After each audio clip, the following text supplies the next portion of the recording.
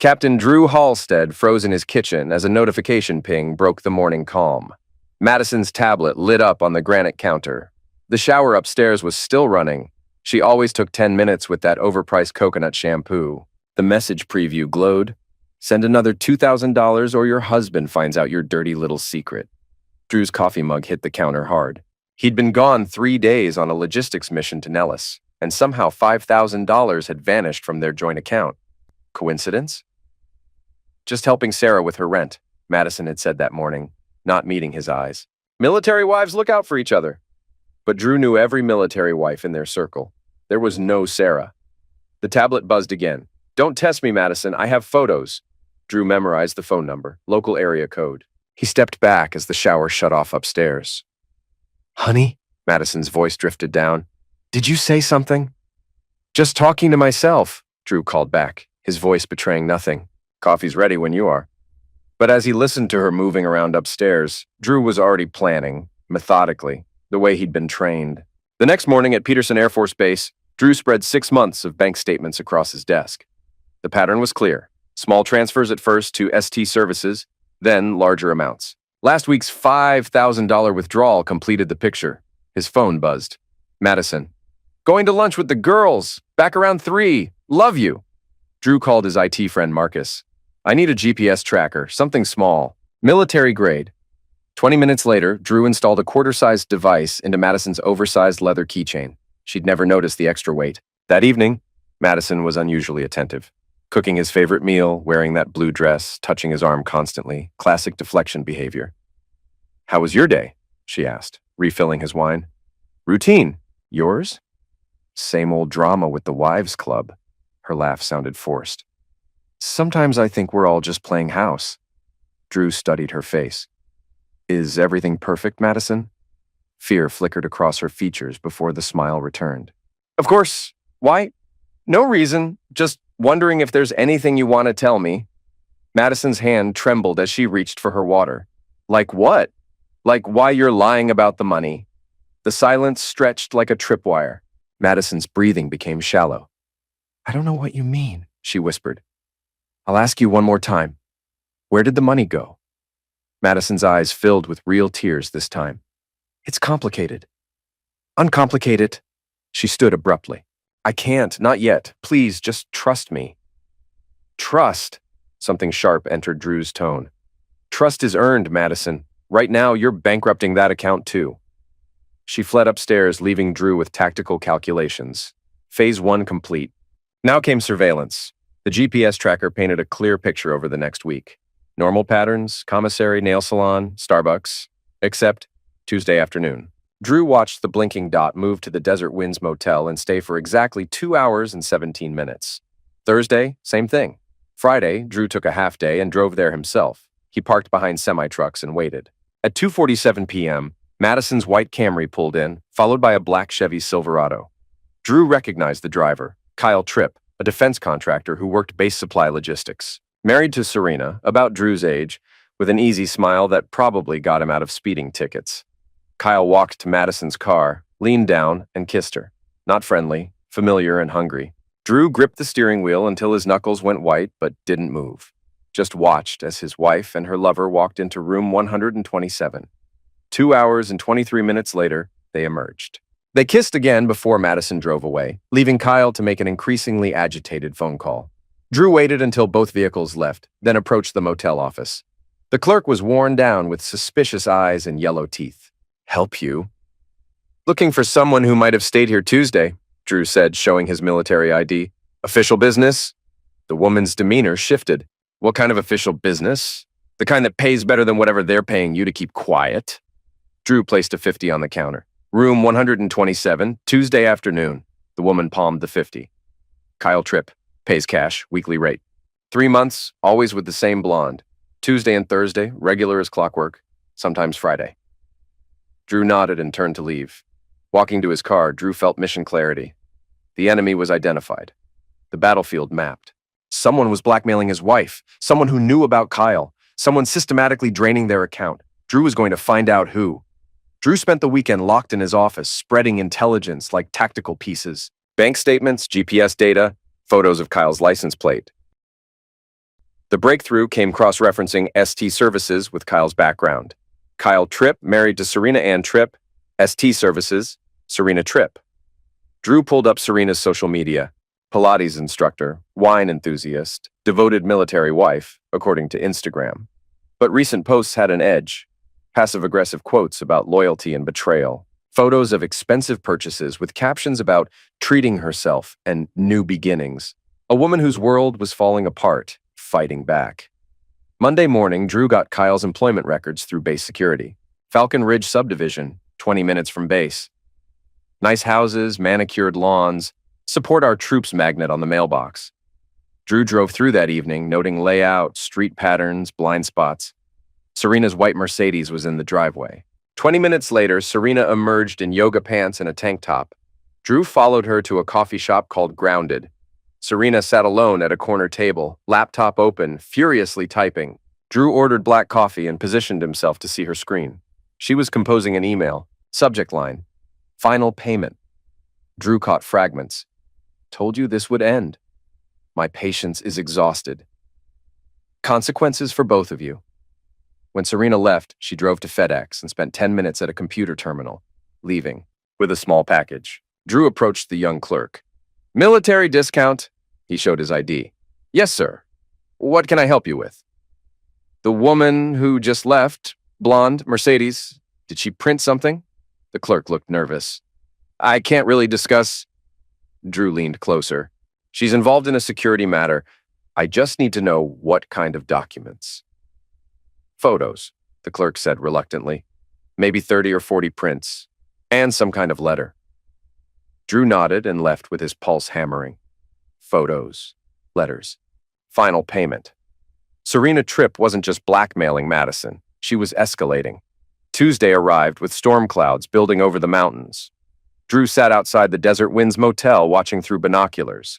Madison arrived first, clearly agitated. When Kyle's Silverado pulled up, their conversation through her window looked heated. Kyle gestured frantically, shaking his head. Madison was crying. Finally, they went inside. Drew waited 15 minutes, then walked to the office. The same clerk was behind the counter. They're fighting today, she said without being asked. Who? Your blonde and her boyfriend. Usually lovey-dovey, but today they're going at it like cats and dogs. Drew handed her another 50. I need to get closer. What room adjoins 127? 126 is empty, but I can't just... You can and you will, Drew said with command authority. National security?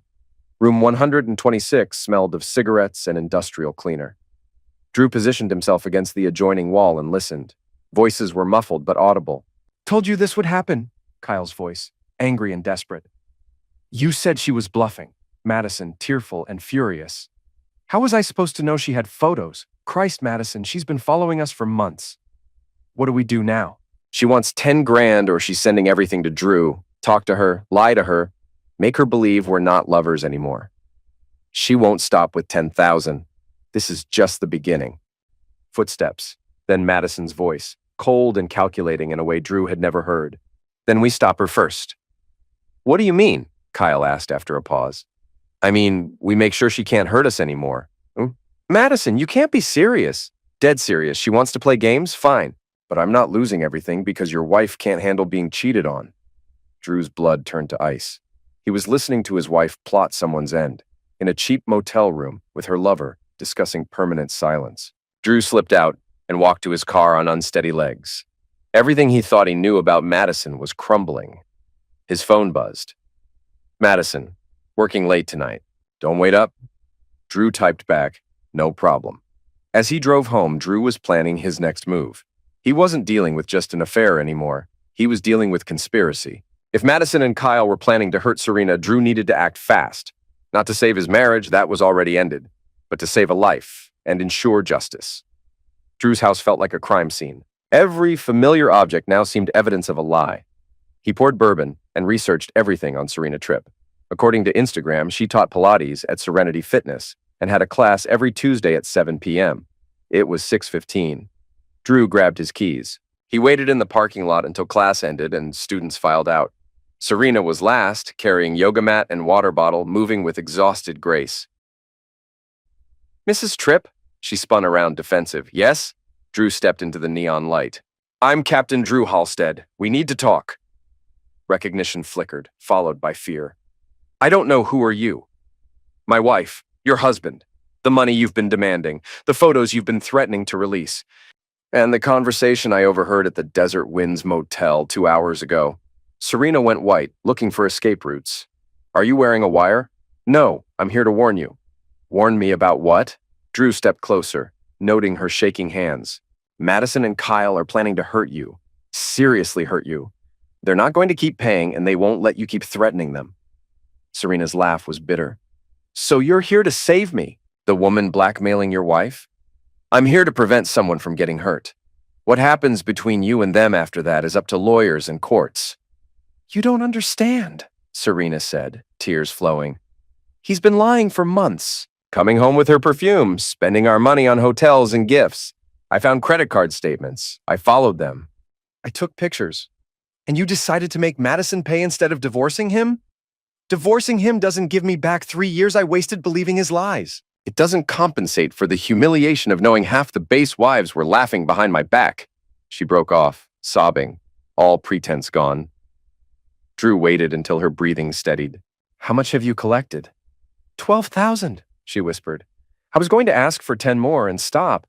I just wanted them to suffer a little, to know what it felt like to lose something they cared about. Congratulations. You've succeeded. But now they're talking about making sure you can't hurt them anymore. And I don't think they mean more money. Serena looked up with red-rimmed eyes. What do you mean? You need to go to the police. Tonight. Tell them everything. The affair, blackmail, threats. Get it on record before something happens. But I'll be arrested for extortion. Maybe, but you'll be alive to face those charges. Drew pulled out a business card and wrote his cell number. When you talk to police, tell them I'm willing to testify about what I heard today, the conversation about stopping you permanently. Serena took the card with trembling fingers. Why are you helping me? I've been tormenting your wife. Drew looked at this broken woman driven to desperate measures by betrayal, because nobody deserves what they're planning. And sometimes doing the right thing matters more than personal loyalty. He turned to leave, then paused. Mrs. Tripp, if you don't go to police tonight, I will. And I'll tell them everything I know about all three of you. Drew drove home through the gathering storm. When he reached his driveway, Madison's car wasn't there. According to GPS, she was at Kyle's house. His phone rang at 11:47 p.m. Captain Halstead? Detective Maria Santos, Colorado Springs PD. We just had an interesting conversation with Serena Tripp. She says you suggested she contact us? Correct. We need you to come in tomorrow morning. There are serious allegations and your testimony could be crucial. Drew stared out at rain pelting the windows. I'll be there. One more thing, Captain. Where is your wife tonight? Drew checked GPS. Madison's dot was still at Kyle's house. I believe she's with the other subject of Mrs. Tripp's complaint. Kyle Tripp? Yes. Pause. Captain, we're sending a patrol car for a wellness check on Mrs. Tripp. Based on what she's told us, we believe she might be in immediate danger.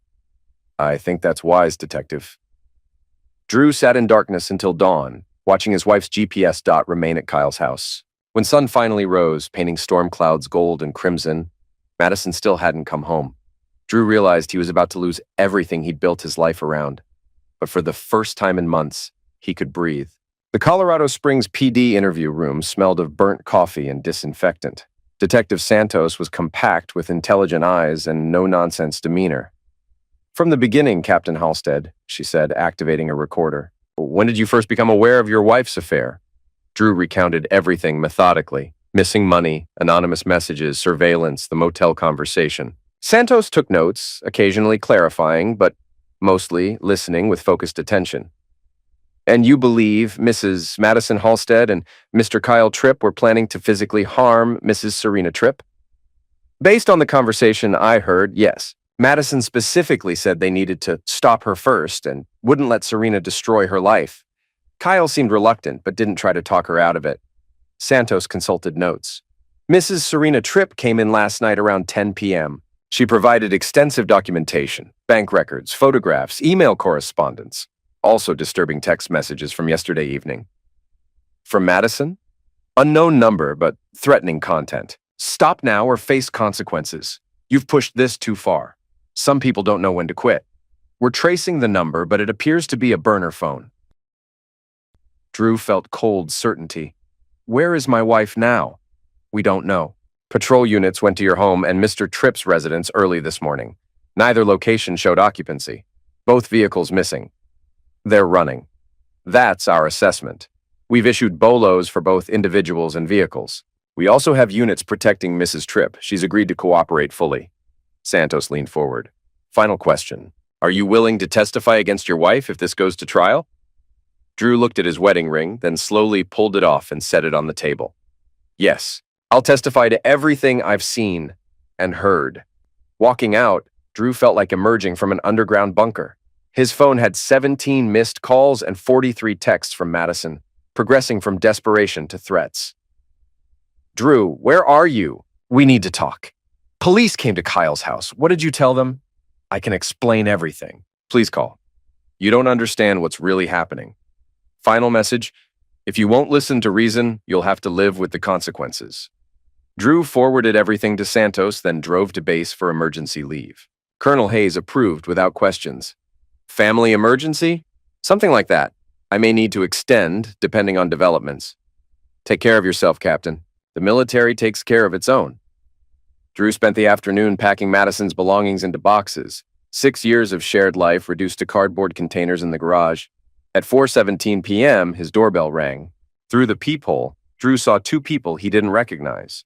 A tall man in an expensive suit and a woman with silver hair in a severe bun. Federal agents. Captain Halstead, Agent Rebecca Martinez, FBI. This is Agent David Chen. We'd like to speak about Kyle Tripp. Drew opened the door. FBI? I thought this was local. Mr. Tripp holds security clearance and works classified defense contracts, Martinez explained. His situation has raised concerns about potential security violations. They sat in Drew's living room, while Chen explained that Kyle's access to sensitive military logistics information, combined with personal crisis and criminal activity, triggered federal investigation. We're particularly concerned about his recent behavior, Chen said. Past week, he's accessed files related to base security protocols, personnel records, and transportation schedules that have nothing to do with his assigned projects. You think he's selling information? We think he's a man under extreme pressure, who suddenly has access to valuable intelligence, Martinez replied. People in his situation sometimes make poor decisions. Chen leaned forward. Captain, we know you've been tracking your wife's movements. Any idea where they might have gone? Drew pulled up GPS. Madison's dot had been stationary for 3 hours near Pueblo. According to this, she's near Pueblo, but I don't know if she's still with Kyle or if they've separated. The agents exchanged glances. Captain, we need you to come with us. If Kyle Tripp is planning something desperate, your wife may be in danger regardless of her involvement. What kind of danger? Martinez stood up. The kind where people don't survive to face trial. The GPS led to an abandoned industrial complex outside Pueblo. Empty warehouses and rusted equipment from a defunct manufacturing facility. Kyle's Silverado and Madison's Camry were parked behind the largest building hidden from the road. The FBI tactical team moved with practiced efficiency, surrounding the building while Drew waited in an armored vehicle with Martinez and Chen. Through his earpiece, he heard the team leader coordinating. Alpha team in position. Bravo team in position. No movement visible. Copy. Move in. The breach was swift, within minutes. Building secure. 2 subjects in custody. No weapons found. Subjects appear to have been arguing when we arrived. Martinez turned to Drew. We're bringing them out separately. Are you prepared to see your wife? Drew nodded, though he wasn't sure. Kyle emerged first, hands zip-tied, looking like he'd aged 10 years in 10 hours. Wrinkled clothes, unkempt hair, hollow eyes of someone who'd realized the full scope of his mistakes. Madison came next. Drew barely recognized her. The polished military wife facade had completely cracked, revealing desperation and fury beneath. Smeared makeup, tangled hair, and when she saw Drew through tinted windows, her expression twisted with rage he'd never seen. You did this, she screamed, struggling against the agent. You destroyed everything. Chen got out and approached Madison. Mrs. Halstead, you're under arrest for extortion, conspiracy, and threatening a federal witness. You have the right to remain silent. But Madison wasn't listening. She stared at Drew with burning hatred. 13 years, she shouted. 13 years I followed you from base to base, pretending to be happy in your perfect military life. Do you know what it's like to start over every 2 years? To make friends just to leave them?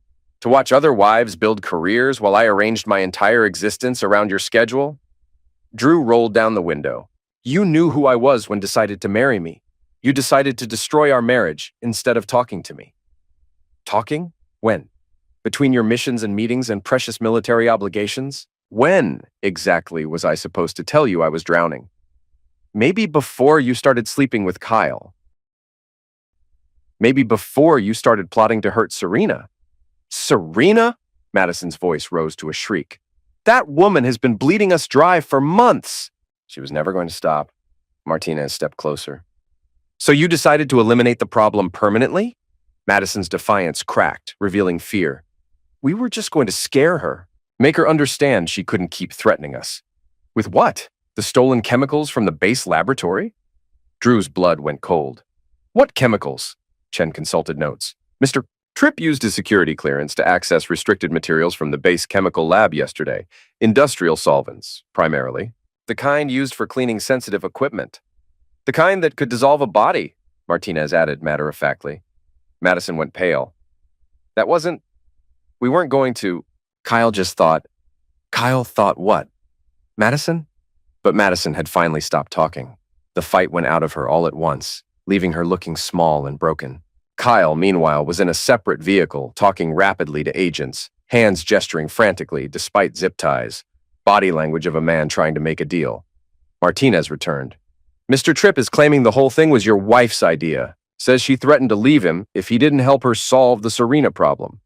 He's offering to testify against her for a reduced sentence. Drew watched his wife being loaded into a federal transport, head bowed, shoulders shaking. 6 years of marriage, shared dreams, and quiet moments and future plans reduced to this criminal conspiracy that destroyed everything they'd built. What happens now? Now they face federal charges. Conspiracy to commit harm against a federal witness, theft of government property, extortion, and depending on what we find in communications, possibly conspiracy to commit murder. Drew closed his eyes. And Serena? She'll face charges for extortion, but likely get a plea deal for her testimony. Her lawyer is already working with prosecutors. As the convoy disappeared down the dusty road carrying Madison and Kyle toward justice, Drew sat alone in the abandoned parking lot, trying to figure out how to rebuild from Betrayal's ashes. His phone buzzed. Colonel Hayes. Heard about the arrests. Take all the time you need. Your job will be here when you're ready. Drew typed back. Thank you. I'll be back soon. But driving home through Colorado twilight, Drew wasn't sure he'd ever really be ready for anything again. Epilogue. 6 months later, Drew stood in federal district court in dress blues, watching Judge Patricia Hendricks sentence his ex-wife to 25 years in federal prison. Madison, in orange jumpsuit and shackles, had aged dramatically. Blonde hair grown out showing gray roots, face hollow with someone who'd grasped the magnitude of their choices. Mrs. Halstead, Judge Hendricks said, voice carrying absolute authority, you have been found guilty of conspiracy to commit violence against a federal witness, extortion, accessory to theft of government property, and conspiracy to commit murder. Your actions represent not just betrayal of marriage vows, but fundamental violation of trust placed in military families. Kyle had received 15 years after cooperating fully. His testimony painted Madison as the architect of escalating threats against Serena, though he admitted to stealing chemicals and helping plan what they called Serena's final lesson. Serena served 4 months minimum security and received 2 years. Probation for extortion. She'd moved to Arizona after her divorce, opening a new Pilates studio. She'd sent Drew a single postcard. Thank you for saving my life. I hope you find peace. Drew kept the postcard in his desk drawer, next to divorce papers and final court documents. Sometimes late at night, when the house felt too quiet and memories too heavy, he would read those words again. What wasn't questionable was that Drew had saved his own integrity. In the military, integrity wasn't just a value. It was the foundation everything else was built on. Colonel Hayes had been true to her word. Drew's position waited when he returned from emergency leave. If fellow officers knew details of his personal crisis, they were professional enough not to discuss it in his presence. The Air Force took care of its own, but expected its own to maintain standards. Drew had maintained his standards, even when it cost him everything. Divorce proceedings were swift and brutal. Madison, facing 25 years, had no leverage for property settlements or spousal support. Drew kept the house, cars, and what remained after legal fees. Her last communication was a letter through her attorney. I hope you're happy with what you've done to us. Drew never replied. Now, standing in his empty house, truly empty, with Madison's belongings long gone, Drew contemplated orders received that morning. Ramstein Air Base in Germany. Promotion to major, fresh start. Chance to rebuild his career without shadows following him. He walked through each room one final time, remembering good moments despite everything after. Madison bringing coffee in bed Sunday mornings. Painting the kitchen that first weekend. Those memories weren't lies, even if everything else had been. Real moments in a real relationship that had somehow transformed into something unrecognizable. His phone rang. Detective Santos. Captain Halstead, update. Madison's appeal was denied this morning. The sentence stands. I see. Drew felt nothing. There's something else. She asked her attorney to pass along a message. Drew waited. She says she's sorry for all of it. Drew was quiet. Thanks. After hanging up, Drew finished his walkthrough and locked the front door. His household goods had shipped to Germany. His car was sold. Tomorrow, he would fly to his new assignment, his new life, his new chance to build something genuine. Driving away for the last time, Drew caught himself checking the rearview mirror, not from nostalgia but habit, always watching for threats, scanning for danger, a survival skill that had served him well in military career and ultimately saved him in personal life too. As the plane lifted off from Colorado Springs, Drew looked down at the city that had been his home for 3 years and site of his marriage's destruction. Mountains stretched endlessly toward the horizon, beautiful and indifferent, eternal in a way that made human drama seem small and temporary. Somewhere below, Madison was learning to live with consequences of her choices. Serena was building a new life in Arizona. Kyle was counting years until release. And Drew was flying toward a future he couldn't yet imagine, but knew he had strength to build.